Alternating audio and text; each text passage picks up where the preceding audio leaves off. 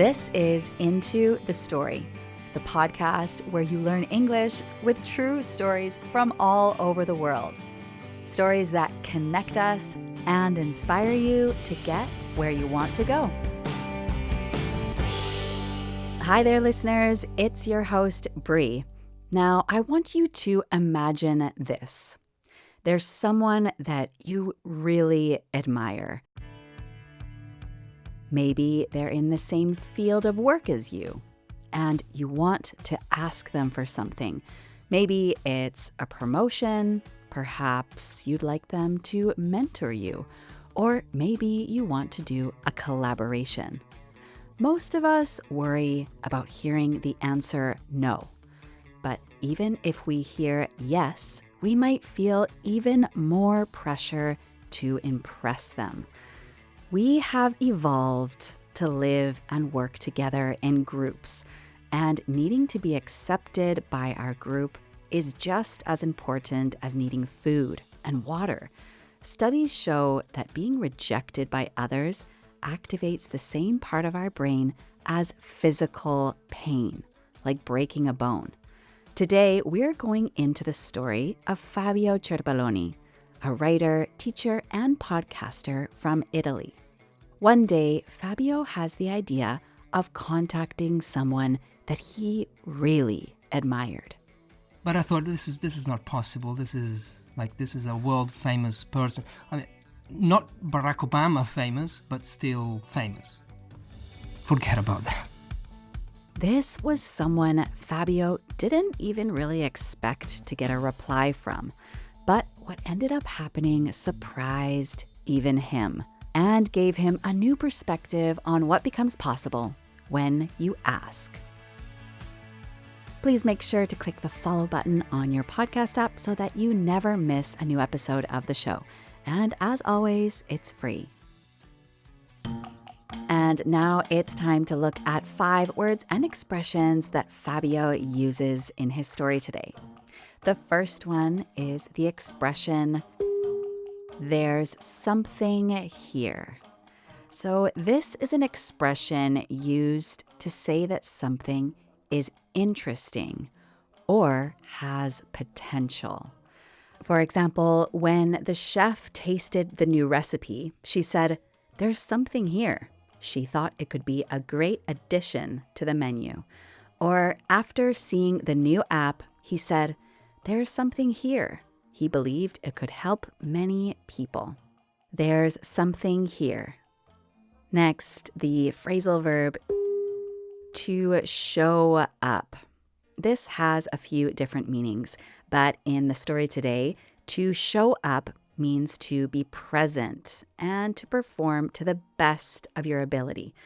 For example, she always shows up for her team, giving 100% effort in every game. Or when it matters most, he shows up and delivers excellent results. To show up. Next, to let someone down. To let someone down means that you disappoint someone by not meeting their expectations. For example, he promised to help, but let her down by not coming to the party. Or she felt let down when her friend canceled their plans. To let someone down.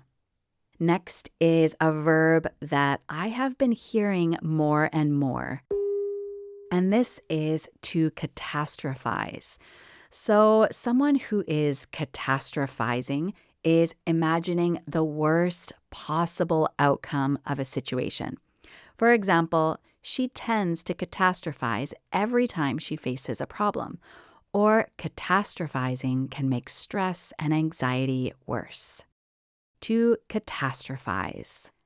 And finally, to lose sight of something. To lose sight of something is to forget or overlook something important.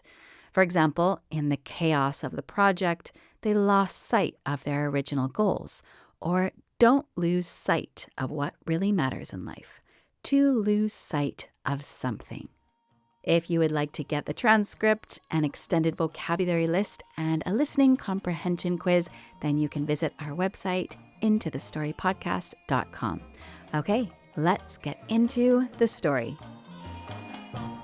Fabio was born in northern Italy, not far from Milan, and lived there until he was 24. Then he moved to London, where he really started learning English and fell in love with the language. I fell in love with English in 2011 in London when I was working for Pret a Manger, which is like Starbucks. I was just in love with learning English, and I'm sure that many people who are listening feel the same. I loved the sounds, and I loved the accent, and also because yes, English was what allowed me to make friends. It was not just a boring subject, it was more a self-development tool.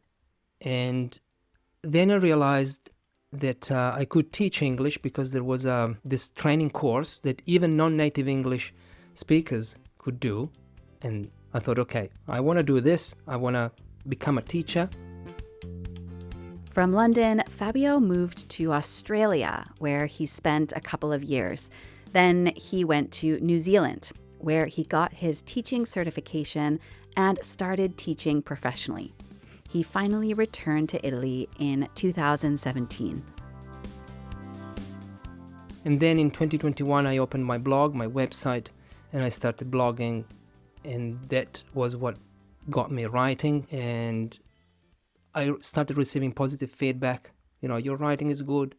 So I thought, okay, maybe I am really a good writer. Because if people start saying that to you more than once, then okay, there's something here. Fabio is not just a good writer, he's an excellent writer. He started writing about language learning and then started a podcast called Stolaroid Stories. Like me, Fabio believes that stories are an excellent and effective way to learn a language.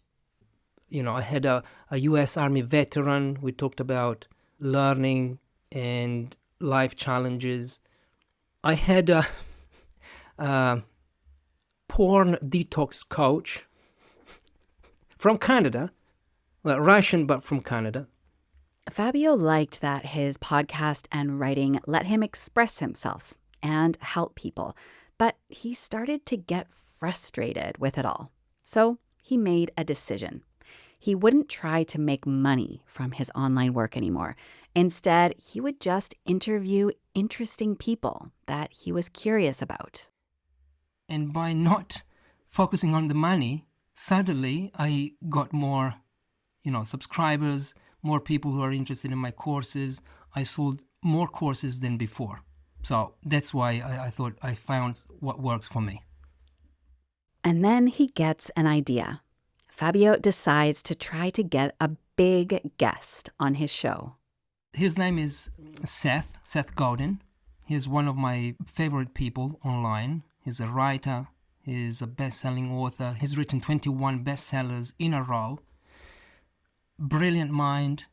He gets invited to conferences around the world. He's a person, I think, that revolutionized the way we do marketing. He talks about education. He records TED Talks. And I thought it would be amazing to have him on my show one day. Would be just a dream. But I thought this is not possible. I'm talking about Seth Godin. This is a world famous person. Not Barack Obama famous, but still famous. And I thought, no, he's gonna be, he's busy. He won't reply to emails. He must have a team even who manages the emails that he receives. And I have a little podcast. On my YouTube channel, I had 600 subscribers at the time. Last month. So I thought, this is just impossible. You're no one from Italy. Forget about that. But then one day I was out. I was outside. I was walking, and I was listening to his podcast, Akimbo, it's called, and he was talking about possibility. So he was encouraging his listeners to believe that things are possible. And he kept saying, it is possible. It is possible. He kept stressing these two words. And I had to stop walking when I heard that, because I thought, wait, this is like he's telling me that it is possible to have him on my show. I went home and I sent him an email. I started the email by saying that I really admire what he does, his work, and if I'm putting myself out there online, it's because of him. Because it encourages people to show up, to help, to create, to make change, to create a community, to lead. And so I said, I'm not Joe Rogan, I'm not one of these huge podcasters, but I would love to have you on my show if you can. Did you feel nervous? Did you feel like you had a lot at stake? Or were you like, whatever, I've done it, at least I've tried? No, I was like, I thought I'm lucky if I get a reply that says, no, I can't, from an assistant. But not even 1 hour later, he replied, 2 lines, and he said, I'm happy to help if I can. And I thought, what have I done? Now I have to do this. This is scary now. This is like I'm going to have him on my show with now the pressure of having to come up with something intelligent to say, very intelligent to say, something I need to ask very good questions. I now feel that I have to be the smartest version of myself. And that's kind of terrifying. Fabio gets a link to schedule his interview with Seth. He decides to pick a date 1 month away. He knows he'll need some time to prepare. I didn't sleep, I remember, one night, because I started catastrophizing. I started thinking, what if, the camera dies, my recording camera here dies? What if I don't have a good connection? What if I let him down? What if I'm sick the day we have to record? I couldn't sleep. And then I told another friend, I said, I'm gonna have a huge guest on my show. I said, who? Seth Godin. And she went like, you're gonna be famous. You're gonna be famous by association. How did you do this? She screamed like she was crazy, like more excited than me. And she said, how did you do this? I said, I just sent an email. I just thought it was possible to do it and just sent an email. So I prepared. I wait for him to join the meeting. I was very nervous. I had to go to the toilet. So much I was nervous. Sorry, this is maybe too much information, but I was very anxious, and my gut could feel that. Fabio is sitting in the virtual recording room. It's 2 p.m. in Italy and 9 a.m. in New York. His heart is racing. His stomach is turning. Then suddenly, a notification pops up on his computer screen. Seth Godin is in the waiting room. Fabio takes a deep breath and clicks. His screen splits in two, and there, sitting on the screen, is a man in his 60s with bright yellow glasses, sitting in front of shelves lined with colorful books. Fabio feels nervous, but he's prepared. The 40-minute interview goes by quickly. We talked about education, we talked about teaching, learning, textbooks, what we should teach, the role of the teacher. Very insightful. It went really well, I believe. I think he enjoyed it. And then I announced it. After the interview, I announced on social media that I was going to publish an interview with Seth Godin, and people started sending me DMs saying, is this an AI fake? How did you, like, it's impossible. How did you manage to get hold of him? Like, what? And I thought, no, this is not fake. I just sent an email. At first I thought, well, why? Do you think, like, this is something that I couldn't do? But then, of course, this is a huge guest. This is someone who's famous. And joining Fabio on his YouTube channel with 600 subscribers, it may seem, impossible.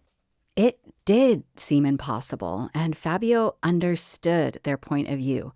But with each person who couldn't believe that Fabio got Seth Godin on his show, he started to understand the real value of this experience more clearly. If you don't ask, your chances of receiving will always be zero. So you have to ask. Many things are impossible. I cannot be the president of Canada. I cannot be the king of Spain. That's not possible. But some things can become possible the moment you feel, the moment you start believing that they can be. So I'm not scared of having another big guest on my show. And I'm going to have, I've already booked a few. When you went to write this next big guest that you booked, did you feel like more experienced? Did you feel more like, okay, I've done this before, I can do it again? Yeah. Are you really nervous? Are you losing sleep? Or are you like, it'll be fine? Once you've done it once, then the second time is easier. Mm-hmm. You get used to it and you're not scared of it anymore. Yeah. So, yeah, I did feel, I'm going to try. I'm just going to send him an email, see if he replies. I think it's empowering. Fabio Cerpelloni is a writer, podcaster, and English teacher. These days, Fabio focuses on helping non-native English writers improve their writing skills. He has an excellent practical tip for thinking about your work, whether you're writing an article, organizing a project, or even leading a business meeting. Instead of focusing on the end result, try to focus on the steps taken to achieve the result. Focusing on the process and not the outcome is something that I learned from Seth Godin by reading one of his books. He talks about, the moment you focus on the outcome, which could be money, subscribers, having perfect English, whatever, it's the moment you lose sight of the process. The thing is, you cannot control the outcome, and this is why I started changing my approach to content creation. I'm not focusing on the outcome anymore. I'm focusing on the process. I enjoy the process much more than before because I don't have an outcome. It's just I'm doing this because I can. So if you focus on doing something regularly and improving it bit by bit, you'll do better work than if you try being perfect all at once. This is Fabio's approach, and he is one of the best writers that I know. If you want to write more clearly and effectively in English, then Fabio is the person to learn from. You can visit fabiocerpelloni.com and sign up for his newsletter. There is a link in the episode description below. Okay, folks, if you enjoy this podcast, you'll definitely enjoy my newsletter too. Every few weeks, I'll send you a quick email with practical tips and fascinating topics from the world of psychology and ways to make your life better.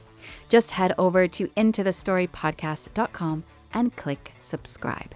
It's completely free. Okay, that's all for today.